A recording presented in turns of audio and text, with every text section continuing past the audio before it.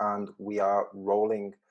Now, for the viewers and the listeners of this podcast, I'd like to think that this podcast is developing a reputation for getting people on that are interesting and have interesting stories. And me personally, I would consider anybody out of town, not from Liverpool, who willingly supports Everton to be an interesting individual. Um, I'm very happy. It's been a long time coming to have Adam Partington on the podcast. He is the face of Grand Old Team TV and also the founder of Fan Ales. That's correct, yeah? Yeah. Fan Ales is shelved at the moment, but yeah, I am. Yeah, Brilliant. And as I say, I'm delighted to finally have you on, Adam. It's just more of an informal chat between two friends, to be honest, because I mean we're making the most of the technology at our disposal, but in all honesty, I'd much rather be standing outside Goodison Park, freezing my ass yeah. off talking to you. So, how have you been these last few months, mate? All right, mate. Yeah, it's I was those of you who know who I am and follow me on Twitter will know that I was very concerned about the coronavirus back in early Feb.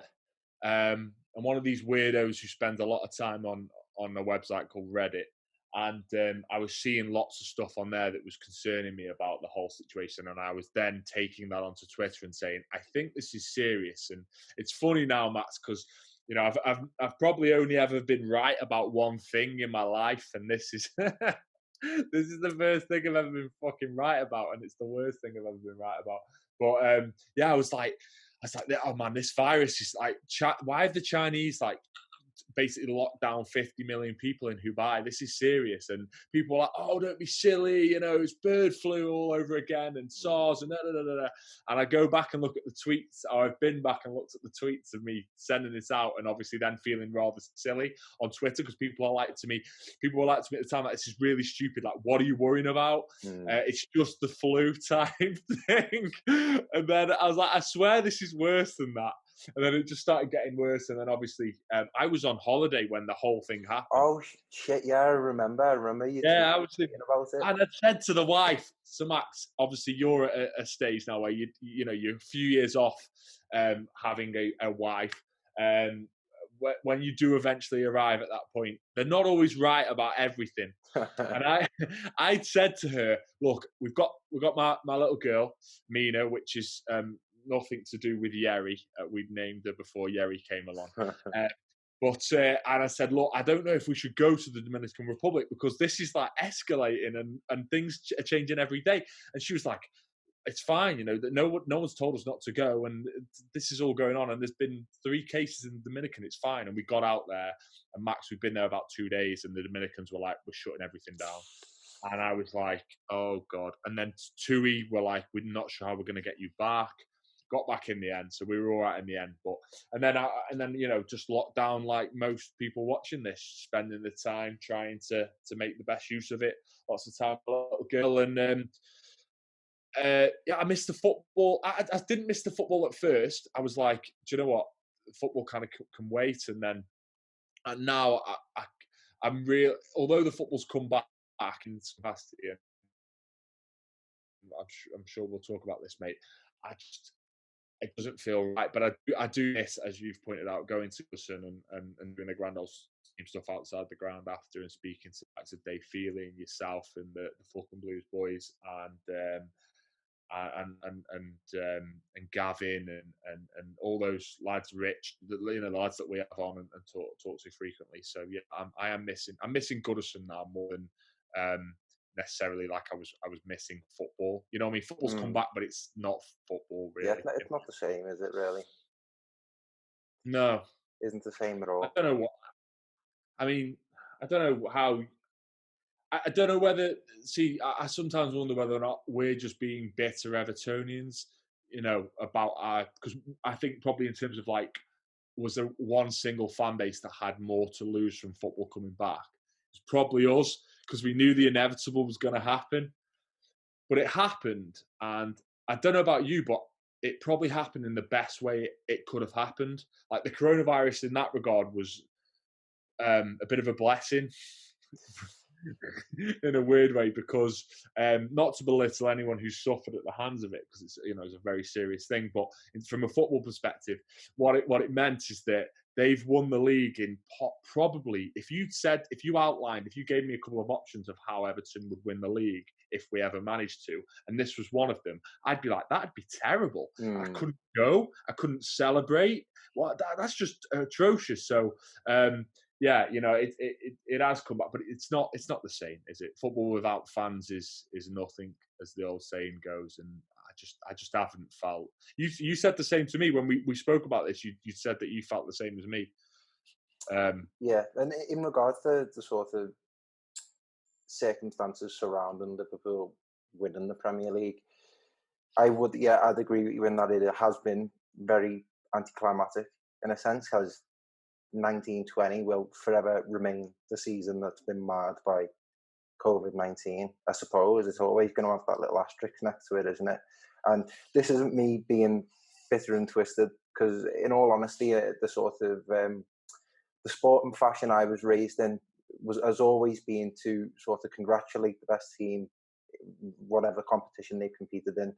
As much as I despise them and hate the football club, they have been the best team in the league so far this season. But just Yeah, before getting on to footballing matters, because we're recording this on the 25th, which is the day before the final round of fixtures of the Premier League this season, I'd just like to talk. Obviously, I think the mutual connection between the pair of us really is the sort of the fan media element of things, which I feel like is going to lead to a really interesting discussion between us, because I certainly have my viewpoints as fan media now, considering that I made my bones in it, so to speak, over these last couple of years. But and you're very good at it as well. Should I add? is so are you. But firstly, just I remember in the early days of the internet. Really, I remember my dad browsing the web back in the early in sort of mid noughties or so. The prominent Everton sites at the time were always Blue Kipper Yeah. and Grand Old Team. So I was just wondering from yourself, what has the journey been like for you to have grown to become the face of Grand Old Team TV, basically? Well, I only so I have to give a shout out to Danny here, who runs Grand Old Team. He tries to remain like nameless, but he's kind of come out of his shell a little bit on this now. Danny's one of the smartest lads that I know, and he's built Grand Old Team from the bottom up. You're right. I was at like 15, 14, I used to venture onto Blue Kipper and get demolished quite frequently, because it was like the Wild West then. Blue Kipper was, and yeah, and then yeah. So I came into Grand Old Team kind of like Grand Old Team was already a thing, and Danny had decided to it started off as a forum. It's grown into this. I think it claims to be Everton's biggest independent fan site. And I think it is by numbers and also by prominence. Like, of course, in the video realm, it's not. It's Toffee TV. I know you do some stuff with the Toffee Blues boys. Yeah, Yeah, and there's obviously Michael as well. So I think probably Michael HD. There's a couple of us doing it in the video realm. Grand Old Team. I hold my hands up. Apart from the post-match stuff, isn't anywhere near the level of say Toffee TV in terms of the numbers that it get. But in terms of like a site, it's most definitely one of the biggest ones, and it has been an interesting journey. So Danny came to me in like 2015, 16, and said we don't do anything video orientated, and I used to do. Some of you, if you go back, you'll see it. So Max, when I was your age, I used to do. I launched a channel called Talking Toffee, which was the first YouTube channel dedicated to Everton. So because I'm a marketeer by trade, so like my whole spiel with Talking Toffee was it was the only place on YouTube where you could discuss and talk about Everton, because it was at the time there was Yeah. no Toffee TV. The Red Men were doing stuff, because I remember reaching out to them before one of the derbies. But I was a bit frightened of like going head to head with them, because they were like far more professional than that. So I ducked out like doing anything with them. But anyway, so I'd done that, then I'd stopped, and it was growing all right. But I think I got a bit of stick because I went down to Chelsea, right? Um, with my mate of mine. We went down to Chelsea. It was Moyes' last game, and I put I this. remember that. I was there. Yeah, right. So after the game, I saw Ken Wright. This is such a fucking. I'm so embarrassed by this. I saw Ken Wright. So I got like my camera out, and he was going to his car, and I was like, Ken Wright. And I don't know why I did this. I went, we want Duncan for manager, right? At this point. And I put it on my channel, and mate, I got so much abuse. And obviously, I always get a little bit of abuse because I'm not a Scouser. So you know, you Scousers, I love you to pieces. That I've got family from Liverpool, but you're very tribal. So Mm. I've always had to kind of get over that thing, the fact that I'm not from Liverpool. And I was doing all right, and then I just crashed and burned, because they were like, "Why are you telling Ken Wright we want Duncan? He has got no managerial experience." Turns out he probably would have done just as well of a job as Roberto Martinez did, all told. But so anyway, so I was doing that, and then I stopped. I was like, right, I've got loads of shit, and I couldn't. My 22, 23-year-old self couldn't deal with that. So I was like, right, I ducked out. And then a couple of years later, Danny got in contact with me, and he was like, I used to really like the stuff you did for Talking Toffee. Do you want to come do it for Grand Old Team? And then just over the years, it's evolved, and now, you know, I'm as you say, I'm kind of like the main guy that does the Grand Old Team stuff, and I feel like because when I started doing it, I was like, right, I can't churn out the amount of content that the Toffee TV boys do. I don't have like Grand Old Team. It's just me and Danny and the boys that manage the forum, Max. So we don't have like, there's no big financial backer Mm-hmm. with Grand Old Team. Like, it's just literally me doing videos, and I've got a full-time job. I've got a wife and a child. I've got, as you say, other extracurricular activities, fan ales, and other stuff that I do.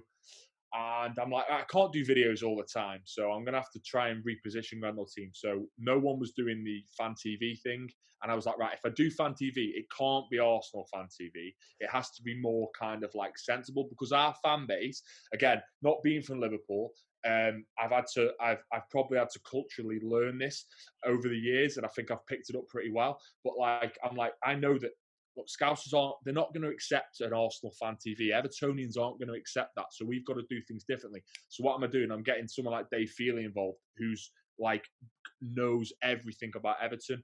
So I'll do that, and then I'll just do like other little things. And we won't really do reaction stuff all the time, because Toffee TV do that, and they own that, and they're very good at that. So what I'll try and do is do maybe a bit more of the light-hearted stuff and be a bit silly, and kind of like, look, if you don't come to us for in-depth tactical knowledge, I'm not your guy. But what I am maybe is maybe a little bit. I'm quite attuned to culturally, you know, Mm-hmm. what Evertonians like, and also, you know, I don't take myself too seriously, and we'll just have a laugh, and that kind of works. So yeah, I mean, to answer your question, I've gone on a little bit there, but that's to give some insight into kind of what it is, Grand Old Team, and what I do. No, yeah, and as you say, the way it's growing, it's been absolutely brilliant to watch, and something that I wanted to raise here. I've gone through real like strange phases over the last couple of months on lockdown. I'm one of those people that I absolutely despise watching myself back. I can just simply cannot watch footage of myself back. I'm not into it at all. And I remember getting guest lectured by, you know, the match of the day commentator, Alistair Mann. Yeah, Um, you uh, have him on the show. what was that? No, I haven't. I haven't had him on the Uh, show. I might look at it in the future. He'd be a brilliant guest to get on. But um, obviously, when you sort of watch anyone who has a half decent podcast, or who puts good content out there, one of the sort of big things, one of the main things that they raise is that, you know, watching yourself back, learning and growing is always a key point. And I asked Alistair Mann, like, because obviously when he was giving us lectures, he sort of detailed his career and the path that he took and whatnot. And I said to him, you know, Have you always been a proponent of watching yourself back? How long was it until you could watch yourself back? And he said, oh, it wasn't well into his 20s before he could watch himself back. So that gave me a fair bit of comfort. But as I was saying, over this the past couple of months, I've gone through phases, and one of these phases was just going back through old things that have featured on content, and just sort of watching back and seeing how I've developed, and seeing if there's any little things that have changed or should look at changing in the future. Yeah. Um, One of the videos that I come across was yourself and I after the 2-0 home defeat to bottom of the league Norwich, I believe, just before December. Oh yeah, yeah, One of the comments, again, I think reading comments is you could do another sort of spiel on reading comments and how people say you should never read comments. But I read one of the comments that literally critiqued everything that you possibly could about a sort of fan channel. It was saying, um, you need a new microphone, you need a new camera, you need a new layout. And one of the things is um, you need new guests. You simply can't hear the passion in these guys' voices and things like that. And part of me thought, come on, make a bit of perspective here. We had just watched Everton get trounced 2-0 by bottom yeah. of the league. It was But -6. but one of the things I wanted to say is, especially when it comes to fan media, is, as you were saying, I think without a shadow of a doubt, I think the kings of it are, I think it's been emphasised through lockdown, are Arsenal TV, and they do focus on the very sort of emotive side of things. Mm, Doesn't really offer a critique. I hope I'm not being too critical of the boys there. They've obviously, they've grown their brand massively over the last couple of years, but it all seems to be very emotionally driven and sort of high tempered and whatnot. Whereas for myself, obviously, the path that I've taken through university and my studies is the the perspective that I've hoped to bring to whatever that I'd featured on is always to seem to be to take the emotion out of things almost, because I feel like, especially if you're talking about your own team, you can get too carried away in the emotional elements of things. And I think the ability to come into a conversation about your own team, for example, and be level headed and be able to offer a sort of a flip side of the argument compared to someone who's overly emotive, if that makes sense, just to bring mm. balance. Obviously, I do like to consider myself a bit of a stats nerd when I do my research and when I do my reading. In regards to TV, obviously, for people like yourself, presenters, they have their personal brand, and they've also got to take into consideration the collective brand of those that they're represented. Yeah. There, there's clearly a demand for fan media, but do you believe there's value in the content? I think is what I'm trying to hint at, really, because I feel like Yeah, depending on where you get it from and yeah. what you deem value to be, I think it's Yeah, yeah, no, of course, because it's all subjective. But I think I know where you're getting at. So I said something like this when my one appearance on Toffee TV, and that isn't because I didn't go well. I didn't get on with Basil Penn. It's just because of geographically, I'm the other side of Stoke and they're the other side of Liverpool, so it's tough to get up there. And we've mentioned about me going back on, but I kind of said, like, I remember sitting there and being like, you know, I do feel like sometimes I'm shite at football. Like, I'm fucking terrible. And I'm like, sometimes I feel like, who am I to question these lads? But that's what we do. And actually, I think sometimes, and I remember the interview that we did with Carragher actually on Grand Old Team. I remember him saying to me something along the lines of, "Yeah, no, he used to read the fanzines a lot, both Everton and Liverpool." Mhm. And he used to read the Liverpool ones more intently because he was at Liverpool and he was playing for Liverpool. And he'd be like, they'd make really good observations, Max. Yeah, He'd say that, like, he'd read about his performance in one of the Liverpool fanzines, and they'd make good points to him that a coach would make, and he'd go, I'll take that away and do something about that. That was really interesting. So yeah, it does depend on the value. I think with Grand Old Team, especially, as I say, I'm so you, you make a good point about trying to not be hysterical, because I'm wrapped up in the emotion of Everton. So, like, my father-in-law isn't a massive football fan, and sometimes he'll make the mistake of saying to me, "It's just a game." And I'm like, it is, in the same way that your car is just a car. But if you smash your car up, right, you're fuming about it because it's a car. It's only like, what is it? It's just a fucking an engine and some metal or whatever.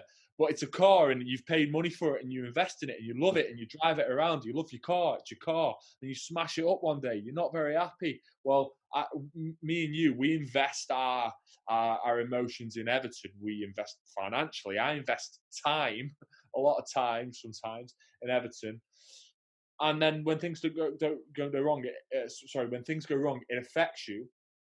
And then it's hard sometimes to try and not let that spill over. Mm-hmm. But I think it's really important not to. And I think that separates us. Maybe I think that separates maybe the better content creators than the ones. Again, that's subjective because some people like the hysterics, but I like to think I don't want Grand Old Team to be an embarrassment to the fan base. I don't. Mm-hmm. If someone came up to me, and now of course you're always going to get people who, if people don't personally like me, if there's like some lad from, I don't know, Old Swan, and he's like, this lad's from Stoke, he shouldn't talk about Everton. All right, fair enough. Okay, I mean I can't do a lot about where I'm from and how I talk, but that's fine. But if people were coming up to me at the match and they were saying to me, "Stop doing your fucking shit outside the ground because you're embarrassing us as a fan base," it'd break my heart. So I'm like, I've got to not let that emotion kind of. If I come out after a defeat to Norwich and I am disappointed because I'm like, I've given up my Saturday. I could be with my daughter. I've come and watched a load of lads turn it in against Norwich, but I can't just rant and rave because that's not very productive. So what I like to do is, that's why I like to take the position that I take there, where I I get people like you and then put you in front of the camera and go on then, tell us what you think. And I do it to Dave Feely and that. I kind of like that. And then what I like to do then is, you'll notice, I'll send the odd tweet after a match, but I don't say a lot. Because what I like to do is go away and think about it a little bit. Yeah. And the next day, I'll watch the highlights when I get a chance. When I'm not having to watch Peppa Pig or whatever, I'll watch the highlights and then I'll be like, I see that there, and I'll try and stick, because you can kind of get caught up in all of it. You've got to think from our perspective, Max. From my perspective, I'm talking to you lads after the match. Then I'm on Twitter. Then I'm on Grand Old Team, and I'm like, I'm not forming my own opinions. And then I listen to, I don't know, the Football Weekly podcast on the way to work, and I've got Max Rushton and some other really high IQ football journalists telling me what I should think about Everton's performance. And I'm like, I've got to be careful that I just don't start spewing other people's opinions. Mm-hmm. So I'll try and give myself a little bit of time to compose myself and think about it. And I think that's really important. And I like to think that comes across. I do like to think that comes across in the Grand Old Team stuff. Because if we had someone on, we did a video after the derby a couple of years ago, right, where I was going around my phone at this point. I didn't have George doing the camera stuff. It was a really unprofessional setup. And I literally would go up to people about, "Hi mate, give me your thoughts and opinions after the match," like that. And I got this one guy, and Max, he was like, "I hope the Reds die." He just said horrendous things. And you could see me like, all right. And then I sent it to Danny. Danny put it up, and straight away the Reds were on it on Twitter. Backlash. They were hammering the guy, and I said to him, "Take it down," and he was like, "No, cool, I'm going to anyway." I said, and this is the thing that you're kind of wrestling with. So that's why I've had people right underneath the comments, Max. I've had people say to me, "Why do you always interview the same people?" I'm like, because the guys that I interview, I kind of know they're safe, and they're not safe as in they're safe as in rude boy talk. They're safe as in they're safe. I know that they're not going to get silly with me. We've got a couple of boys who are a little more emotional. Sorry, go on. They'll offer a thoughtful perspective. Yeah, and that's what I want Grand Old Team to be. Because if it's not, then it's a race to the bottom, isn't it? Do you know what I mean? It's like I just don't want hysterics. I love that Dave Feely adds Dave Feely's Dave, like he's probably you know what if there isn't if Dave feel he doesn't know something about Everton, then it's probably not worth knowing. Um, so he's a proper like he's my hero when it comes to Everton. Like I say to my dad when we're in the Gladys Street watching the match, and I'll be like, oh, I can't wait to ask Dave about that because I just like listening to him. So I wanted people like that, and yourself as well. You know, you're obviously aspirations are professional. I think it needs that, and I think in order for fan content to be taken seriously, we need that. Now, I'm sacrificing going viral here, but that's okay because I'd rather like have a smaller group of people who are engaged and enjoy the content than have Noel Gallagher. Incidentally, I mean this as well, by the way, than have Noel Gallagher talking on BBC Five Live saying the first thing he does is watch his Arsenal fan TV after Arsenal have lost because that's great for them, and I'm sure the lads that run it have done really well off it. And don't get me wrong, sometimes I'm slightly envious of the fact that they can do it for a living.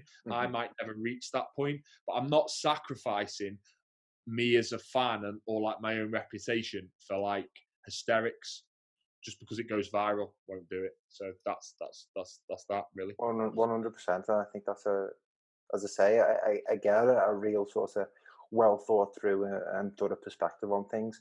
Something that I wanted to discuss with you as well. I thought it'd be interesting. You touched on it. That sort of the cultural aspect of Everton, and again, I think it's encompassed in the saying that those that don't understand don't matter.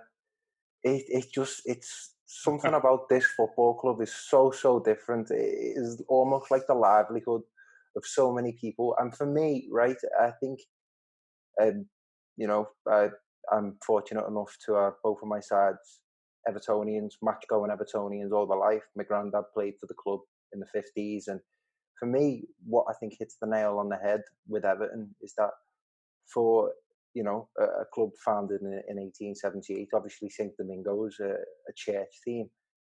It really feels like it's got an aspect of religion to it, almost like Everton Football Club. For me, straight away, it just has connotations of family. Yeah, You know yourself that we've got St Luke's Church there, right yeah. next to the Gladys Street end. So I just thought, for yourself, obviously being from Stoke, outside of the bubble, if you will. Um, I remember a very distinct quote from Neville Southall in the Howard's Way video saying that Evertonians don't suffer fools gladly. Yes, And yes. I can speak on behalf of Scouse Evertonians, and that you're one of us. So how is that sort of integrating into the community of Evertonian? How did you find that over time? Well, first of all, mate, that was a lovely comment when you said you're one of us because I think Dave Feely said to me before, you're obsessed with the wolf. I take the wolf thing and I use it as like a shield, and I go, I'll bring it up before you bring it up. Got you type thing, because then you can't then because ultimately, without getting too deep, it's like I'd ideally like to be judged on what I say, how I am as an Evertonian, as opposed to how I say it, because I can't help how I say it. I can't help the fact that my by the way, my granddad was born in Anfield, grew up in Anfield and stuff. My dad spent large proportions of his basically my dad's dad was in the army, and was in the Staffordshire Parachute Regiment. So hence why they settled in Staffordshire. Hence why I am where I am. So I've got I've always had an ear to it. Like my granddad was a Scouser, strong Scout. Like you know what I mean? He was a big Evertonian. I've been around it, and I've got like my dad's auntie Edith there's a very iconic Everton picture from before we played Wimbledon in '94. It's a you may have seen it, Max. It's a banner that says Everton will beat you.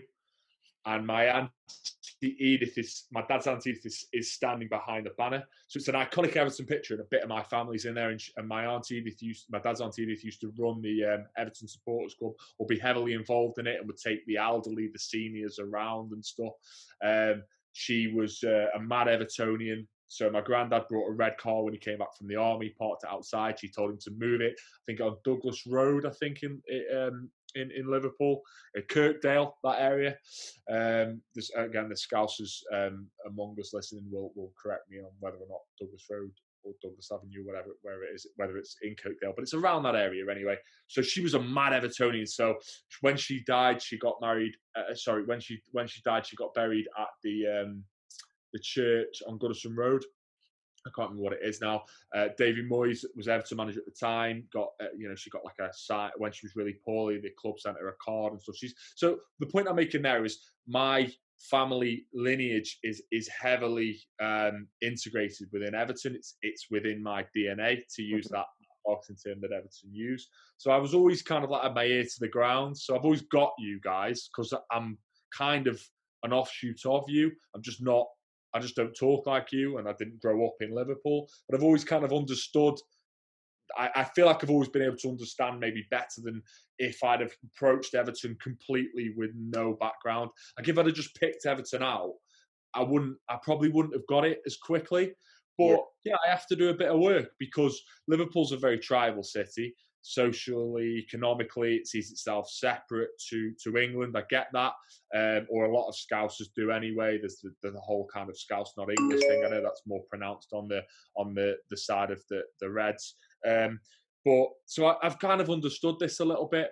And I've always tried to, kind of embrace it and be like, look, I'm not, okay, I get it. I don't talk like you, but I can understand where you're coming from on things. And that's what I've tried to translate into Grand Old Team. And because of that, I knew that the fan base wouldn't accept an Arsenal fan TV. They just wouldn't accept it.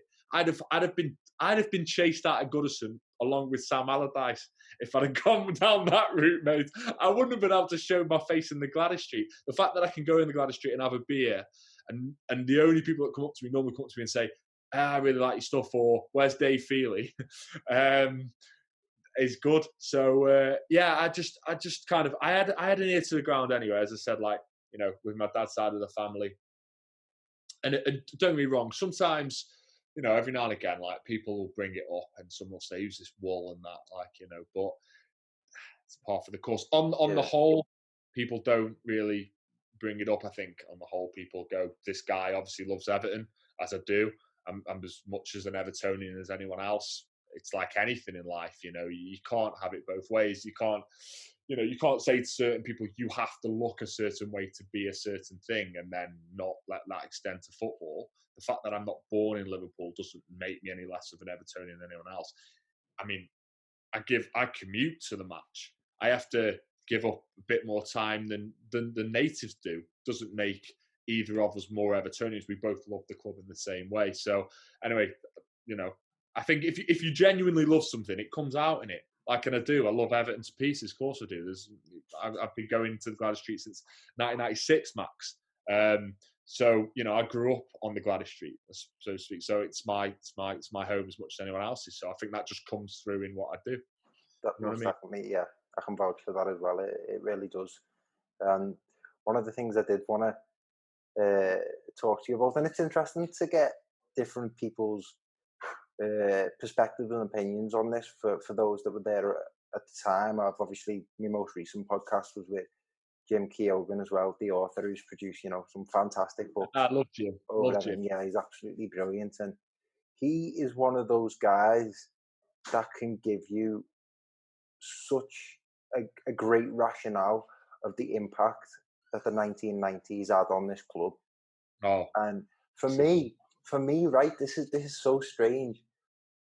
Like, I was born in 98, as I've said, right? When I was born, Walter Smith was our manager, but really all I knew, like, my earliest recollections are of David Moyes.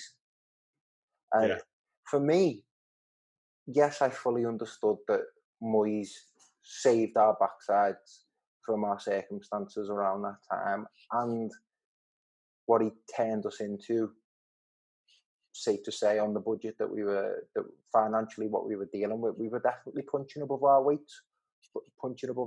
But David Moyes got us a string of European finishes. Obviously finished fourth. He got several Europa League qualifications, UEFA Cup. competed well in cup competitions, made the FA Cup final in 2009. As I mentioned earlier, obviously, my the best part of me, my family being Evertonians, I was raised on the stories of the glory days, the 60s. You got Bob Latchford through the 70s, and obviously the success of the 80s. So through my match going times, really, which I mean, unfortunately, I haven't been able to get the match as much as I'd like since I left for uni. But other than that, I've always been a season ticket holder.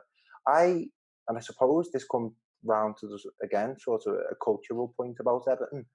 We do expect success, maybe more than we should. But what I'd like to ask is, from your perspective, Yeah, did the 90s have that much of a traumatic yeah, impact on what your expectations of Everton are in the future? So now, so to speak. Yeah. yeah, yeah, 100%. I mentioned this on a video I did the other week. What was the video I did? I've been doing a weekly one now for Grand Old Team. That's like kind of like a fast edit one. What was the subject? I can't really remember what the subject was. But anyway, I mentioned this, and I was like, it's really tough, because I'm generally trying to think of how to say this. So, if it depends on who, obviously it depends on your initial your earliest memories of Everton. My earliest memories of Everton were like what I mean, we struck the late 90s was here you go. Let me put it like this: the late 90s was a depression. It was a depression for Everton. Yeah, 95. I don't really remember that. I vaguely remember my dad being really happy about something, but could have been anything with me old fella. Who knows what it was. But I vaguely remember, and I kind of like in my head hazily, I'm like, right. So my earliest football memory is Euro '96, which is why I've got like loads of love for that England Euro '96 side. I just Gaza and all those guys. And then obviously my earliest Everton memories are kind of like that season after '96, and then they really start to come into focus. Max '98 and that last game, and I always remember actually my dad walking me up towards Goodison, and we bumped into my aunt Edith, my dad's aunt Edith, who I've mentioned already, and she's like. I'm wearing my full Everton gear, and I'm like, oh, she's like, are you going to be playing today and stuff? And I'm like, yeah. And like when Dion Dublin scored that goal for Coventry, I remember being in tears, and some scouts are turning around and being like, "It's okay, lads. It's okay. It'll be okay, lads." And it was like horrendous. And Chelsea saved us obviously that day as well by beating Bolton, which those of you that were around at the time will remember. So yeah, it was very traumatic, Max. So then Davy Moyes arrives, and this is why I'm reluctant to give the bloke too much stick, because he arrives and he drags us out of this depression, and all of a sudden, I said this on a video the other day, as I mentioned a second ago. I remember going to school, and it was like maybe 2004. It was like his first season, first full season, 2003, around that time. And mate, like Everton were in sixth. And I remember going into school, and it was only October, so like the league was still sorting itself out. And I'd never seen Everton in sixth before, right? So then you've got to imagine, let's bring it back to the present day, and people are telling me, lads who are more senior than me. We've got Andy C, who comes on the show, does the post-match stuff, big contributor to Grand Old Team, does all the match reports, and he's like, we shouldn't be settling for anything than the very best. And I'm like, I get it. I've watched Howard's Way, and obviously my old fella tells me about the 80s and stuff. But Max, my earliest experiences are Everton surviving relegation. So why would I then go into it? I go into a season, as Jim pointed this out on one of our videos the other weeks. I brought him in and used him as a little segment. I go into every season, and I'm like looking at the last couple of fixtures, and I'm like, I hope we're not in a relegation battle. Mate, it's mental, because Mm. but it's just that's ingrained on you. So if you're a '90s kid like me and you missed that, obviously, I can understand why your expectations for Everton are higher than mine. And do you know what? If I speak to other Evertonians that are 30, if they're watching this now, I know deep down they won't think Everton are going to achieve anything because we were scarred. We were battered. And then, so after 98, it's like, oh, we survived. Then Walter Smith comes along and we don't do anything then. And then it gets so bad that the club obviously have to bin him off, bring Moyes in, and Moyes steadies the ship. People forget that season when Moyes came in, we had like 6 games left or whatever. We played Fulham and Unsworth scored early on. Everton were in trouble, mate. They were like, they may have even been in the relegation zone or one place above it when Moyes came in. We were like staring down the barrel again, and you at the time, I was like, oh shit, here we go again. I'm sure I can deal with this. This is like my earliest memories, post-traumatic, stress syndrome after watching Everton for a couple of seasons. It was tough. It was really tough. So yeah, it is ingrained on us. It's going to be there for a while, Max. I don't think it's something that we can shed, and I think it will persist until Everton win a trophy. I'd echo that. I mean, for me now, obviously, Or win a derby at Anfield. I'm not sure which one I'd prefer. I shit you not. I think I just love Eddie. Oh man, just anything. We've been, mate. It's so tough, isn't it? I know. That's what it was. It was. I did a video on because Gary Neville made a comment in commentary. Sorry, mate. I'll let you ask your next question. Gary Neville made a comment in commentary where he said Everton have an inferiority complex, and I asked that question as a video, and that's where I brought it up. Because do we? And yes, we do, because of the '90s, Gary. We do. We've been deprived of so many of the sort of, I hesitate to say fundamental basics, but just in regards of going to the enemy's ground and schooling them, like I think there's obviously, for me, I do see the parallels between obviously what Manchester City had to go through and the position that they are now.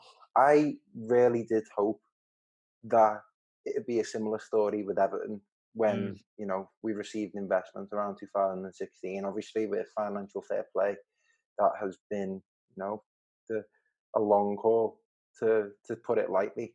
But as I was saying, for me now, just the mediocrity that we've been enduring is really, really testing. And I've said it before, there are fewer times that are better to get your shit together than right now in the Premier League, because there are so many teams who you would traditionally include in that inclusive air quotes top 6 that are just failing to find their footing. That it takes a strong season from a Wolves or a Sheffield United and they're right in contention. But I digress, and I know we're not far off an hour now. But one of the things that I did want to raise is it seems a hot topic amongst the Everton community at the moment. As I said, the day before the final game of the 1920 season, and it is widely rumoured that it may be, from my lifetime, one of, if not the most defining Everton player of my era, in the magical Leighton Baines. Oh, yeah. So what do we do? Is it because it's still up in the air? He was going to sign, he hasn't signed. What's the deal? It's up in the air, and again, I think Ancelotti, he last came out and he said it literally, if you want an answer, the person you're going to get it from is Leighton Baines, and as we know, Baines isn't one to being outspoken, and he's well within his right to keep things to himself. But the man, I think he joined 2017, so that'll be 13 years. I think around 400 appearances. Leighton Baines very well could have jumped ship, gone to a top European club, and won a host of silverware. Yeah. What are your feelings, Adam? Is he going to resign? And just Leighton Baines in general, what are the thoughts and feelings that come to mind? Well, I don't know if he's going to resign. I thought the other week that he had. It was like he had, and then he hasn't. And My underlying thing with Leighton Baines, I had this to a lesser extent with Phil Jagielka, a far less extent because I don't have the love for Jagielka that I do for Leighton Baines. I'll be frank. He's the one lad that I'd love to have a beer with. Like I'd love to just sit and listen to some music with him. Just say, Leighton, put something on, mate. It'd be decent as well. It'd always be decent. About Miles Kane or someone like that. It'd be decent. It'd be Sabian or whatever. And do you know what, mate? So I think like he's one of them Evertonians where I'm like, it's depressing to think that he won't get any silverware with Everton, or it's highly unlikely that he will. I think he really deserved the trophy. If anybody deserves the trophy with Everton for the reasons that you said, and also the fact that I think he personifies Everton in a way because he's very good. Like he's a very good footballer. There's no doubt about that, and he's had a tremendous career. And at his peak, he was on par with Ashley Cole. I won't say he was better than Ashley Cole because I mean, what's better? They were both tremendously very good footballers, but he's humble. I think he personifies Everton. He's down to earth. He kind of goes under the radar a little bit. He's quite cool. We're quite cool. He harks back to a time forgotten as a footballer. Like he's not a modern footballer. He could have played in the 60s. He could have played in those. You said your old fella or whatever. You kind of talk about the 60s and that. And Leighton Baines, you could slot Leighton Baines into any era. In fact, he'd have been better suited to that era, mate. He's not a modern day footballer at all. So I've got loads of love for him. I'd love to have a chat with him. In fact, do you know what? I don't think I'll do the Grand Old Team stuff for many more years. I can't see me doing like fan content. I want to move on to something else. I think what I plan to do is maybe do something on fatherhood or philosophy or something. I love football. I love Everton, but I kind of want to transition to something else as I get older. Mm-hmm. One thing I want to do before I do finish doing the football stuff in the next couple of years is do something with Leighton Baines, like sit down with Leighton Baines and have a drink with him. Once I've done that, I think then I'll turn it in. I'll go, I've done it then. That's cool. I have a chat with Duncan as well. That'd be great. But Baines, so yeah, I love him, mate. I hope we can, because one thing being so. I used to be big mates with a girl who used to go out with a lad called Alex Pearce, who was at Reading, and I remember when I went down to watch. I went down to stay at theirs, and he was in contract negotiations with Reading at the time. He'd been there, he'd come up through the ranks there and stuff. The reason why I bring this up, I know it's slightly different to Leighton coming from Wigan, but he had a bit of animosity towards Reading at the time. This was years ago, so I don't mind saying this publicly. And I remember listening to that and thinking, I wonder how many Everton players have that. So what I hope in this, the reason why I bring that up is that I hope that the club aren't trying to sell Leighton short, because I know from speaking to footballers and listening to footballers talk, they feel kind of like, I remember at the time this lad was quite disappointed in Reading. They weren't giving him what he felt like he deserved. So I hope the club aren't trying to undersell him. I know business is business and Leighton's getting on, but I think he probably deserves, a bit of a reward. Being such a great Evertonian. Okay, granted, he hasn't managed to lift a trophy with us, but he's been a fantastic Evertonian. He's been very consistent as an Evertonian as well. Like, how many times have we sat here and gone, Leighton Baines was the issue today? Can you remember, Max? We haven't. Very rarely. So exactly. And he stood by us, didn't jump ship. Could have gone with Man United. Could have gone with Moyes to Man United. Didn't. So I hope the club aren't selling him short. I hope that actually, if he does leave, it's because he wants to play football. And he says, Everton offered me the contract that I thought that I deserved and that I warranted at this point. They offered me 2 years, whatever it may be. But actually, I want to play football, and I can't get rid of Luke Dean. I'm not going to play every week for Everton. And if that's the case, then he goes, obviously, I love him regardless. Whatever the situation is, I love him regardless. And I'll probably side with Leighton Baines before I side with the football club. That's how much I love him. Yeah, I'm a big fan. I'm a big fan of Leighton. Yeah, definitely. And if tomorrow the final game against Bournemouth is to be his last game, as you say, Adam, it just would not be a fitting conclusion for his Yeah. Everton career, to be behind closed doors, no Oh, fans in the stadium. Uh, you know what? In regards to his playing style and the longevity of his career, I will. I think honestly, I'll always think about this. I really, really regret that the Philip Lahm midfield experiment didn't take place with Leighton Baines. yeah, because Martinez spoke about that. He actually referenced Lahm, didn't he? And said, I'm going to do this with Leighton Baines. Yeah, I wonder. I wonder. It wouldn't work now, would it? I don't think. I don't know. The performances our midfield have been turning in That's over. true. That's true. In fact, throw him in there. Fuck it. Let's just last chance saloon. Leighton might be the answer. Remains to be seen. But just looking towards wrapping up now, you touched on some of the players, some of the the sport and personalities that you've interviewed. You're obviously excellent at what you do, and you've talked to some fantastic people. Obviously, you brought up the Carragher interview. I know you've Yeah, talked name to. drop.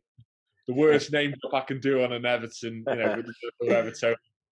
But you spoke to a variety of people within the game. I'll just from yourself and as someone who's really keen on speaking to those that are in the game, Yeah. what interviews and what personalities have stuck with you over your time of having to sit down and talk to people? Kev Campbell, because me and Kev got on really well because I think we're pretty similar. Like Kev doesn't take himself too seriously, and I don't take myself too seriously. So I remember I was doing a podcast with Kev, and I was like, the final question was, is pineapple acceptable on a pizza? And he loved it. And we spoke for about 10 minutes about whether or not it was. So Kev Campbell's a great guy. Love him. Obviously, he's one of my heroes because a 90s kid. Kev came in. We're in this depression. It's raining all the time. And this little ray of sunshine came through from Turkey or wherever we signed it, from Galatasaray or whatever it was. And so Kev's a brilliant guy. And then also, it's unpopular, but Jamie Carragher was absolutely lovely for me. Given the fact that we're an Everton podcast, I went to Anfield. They all gave me loads of shit. I turned up. The woman walked me up to like the top of the main stand, that stupid main stand they've got now. She was like, "Oh, we can see your place from here. And see your little place from here," she said. And I was like, "All right, very funny." And he was great, man. He was absolutely brilliant, and he was very, very lovely. And I was a bit of a bastard because I gave him a picture. I gave him some presents on behalf of Grandal Team. So I gave him a little teddy bear, which was an Everton teddy bear, and then I gave him a little key ring of him going like this and Jamie Redknapp interrupting him on Sky Sports. And then I gave him, this was Danny's idea, who runs Grandal Team. So he was like, he's going to come after you, and he didn't give me any stick. I gave him a picture of Gerard falling over when Lemon scored, and he was like, "Mate, that's not on." And the video, if you go back and watch the video, like, it gets really awkward. And I was like, and tried to move it on. And only I was going to do that at the start of the interview, and I didn't. I did it towards the end. And I think if I'd have done it at the start, I think he'd have cut it off because he was actually really upset by it. And thankfully I'd built a bit of rapport with him, so then he was all right. And then after I said to him, "Sorry about that, Jamie. Did I take that a bit too far?" And he was like, "No," he said, "You didn't, but it's all fun. But Gerard's my mate, and that genuinely broke him." And he was kind of saying, "And also, I've done you the favour of giving you the time in this interview, and you've come to my house, Anfield, and you've basically given me that." And I thought after, I'm an idiot, man. Turned up at Anfield, gave him a picture of the most tragic moment in Liverpool's history, footballing wise, of course. Off the field, it pales in insignificance. But and like I was like, Jesus, what Jesus. So anyway, always got to shout out Jamie Carragher and Kev Campbell. But I spoke to loads of them. I mean, they're all lovely. Graham Stewart's lovely. Sharpie's lovely. They're all really nice people. Gareth Fowley's lovely. Gareth Fowley's really nice, actually. Lovely guy. So yeah, I've always had good conversations with all of them. There's not one that Nev's mental. Obviously, Nev Southall's just like, he's just mental and he's just Nev. But yeah, they're all great, man. They're all really good. Brilliant, brilliant. And final question. I've found it interesting that you said you were looking to go into sort of different subject matter as you get Yeah. older. And I know, I think something else that we share in common is like we consume podcasts quite often, just like a variety of them. Just to sort of wind the podcast up, have you got any podcast recommendations for me?